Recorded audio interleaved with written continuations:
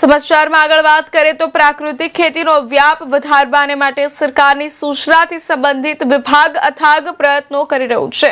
જેને વધુને વધુ વેગવંતુ બનાવવાને માટે ખેડૂતોને આ અભિયાનમાં સાંકળવા અનિવાર્ય હોય ત્યારે તેની સમજ આપવાને માટે તાપી કેવીકેમાં 5 દિવસીય તાલીમનું આયોજન કરવામાં આવ્યું છે, જેમાં જિલ્લાના 22 ક્લસ્ટરના ખેડૂત બહેનો ઉપસ્થિત રહી પ્રાકૃતિક ખેતી અંગે માહિતી મેળવી તેમના ક્લસ્ટરમાં અન્ય ખેડૂતોને પ્રાકૃતિક ખેતી અંગે માહિતગાર કરશે। પ્રાકૃતિક ખેતીનો વ્યાપ વધારવાને માટે જ્યારે દેશવ્યાપી ઝુંબેશ ચાલી રહી છે ત્યારે તાપી જિલ્લાના કૃષિ વિભાગ કેન્દ્ર અને આત્મા પ્રોજેક્ટના સહિયર પ્રયાસથી પ્રાકૃતિક ખેતીની 5 દિવસીય તાલીમ અંગેનો કાર્યક્રમનો શુભારંભ નવસારી કૃષિ યુનિવર્સિટીના કુલપતિની અધ્યક્ષતામાં યોજાયો હતો, જેમાં ઉપસ્થિત કૃષિ સાખીઓ અને સીઆરપીએસને કૃષિ નિષ્ણાંતો દ્વારા પ્રાકૃતિક ખેતી અંગે માર્ગદર્શિત કરાયા હતા। અહીં તાલીમ મેળવી આ કૃષિ સખીઓ અને સીઆરપીએસ તેમના ક્લસ્ટરમાં આવતા ખેડૂતોને આ અંગે માર્ગદર્શિત કરીને વધુને વધુ પ્રાકૃતિક ખેતીનો વ્યાપ વધે અને જમીન ફળદ્રુપ થવાની સાથે લોક આરોગ્ય સુધરે તેવા પ્રયાસ હાથ ધરાઈ રહ્યા છે।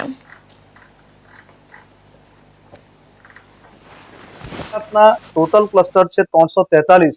तेमां सौथी वधु एक ज जिल्लानी अंदर आवेला एवा अमारा तापी जिल्लाना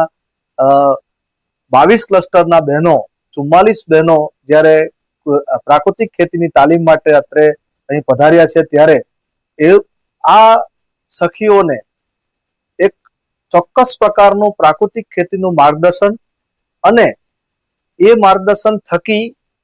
इच्छुक खेडूतो ने वधारे सारी रीते प्रचार अने प्रसार आपणे करी शकीए ते माटे तैयार करी ए इच्छुक खेडूतो आपणने आपणा प्राकृतिक खेतीना मिशननी अंदर जोड़ाई जाय एना माटेना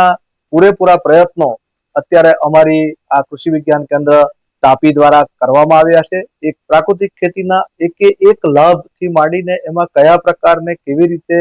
जे दरेक 5-6 आयामो जे छे ए आयामोनो उपयोग केवी रीते करवो અને શા માટે કરવો એ માટેના દરેકે દરેક મુદ્દાની છણાવટ એમણે કરી લીધી છે। ત્યારે આ બહેનો આ કાર્યક્રમને ખૂબ જ સરસ રીતે સમજીને પોતાના ખેતરોમાં અમલ કરશે અને બીજા જે ખેડૂતો તૈયાર થવા માંગે છે પ્રાકૃતિક ખેતી કરવા માટે એ ખેડૂતોને આ